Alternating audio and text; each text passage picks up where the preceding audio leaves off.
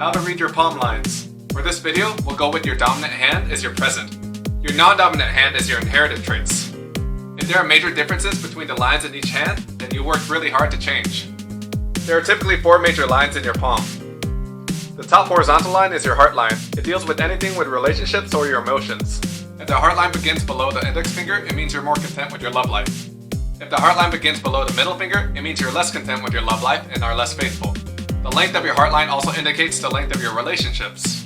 A more curved heart line means you're more prone to be emotional, and a more straight heart line means you have your emotions more in check. The next horizontal line is the headline, and this deals with your intellectual process. A straighter headline means you're more logical. A headline that curves means your mind might wander, but you're also more creative. A deep-looking headline means you have good memory. A shallow headline means you have focus problems. The vertical line closest to your thumb is your lifeline. It has nothing to do with your actual lifespan. A long lifeline means you have more influence by others. A shorter one means you're more independent. A deeper lifeline means you're more enthusiastic about life. A shallow one may mean you're less ambitious. The vertical line in the middle of your palm is a fate line. A strong straight fate line means you're happy with your career. A more curvy line means you may not be as happy with your career. Spaces and forks in the line means starts and stops in your life. And that's how to read palm lines.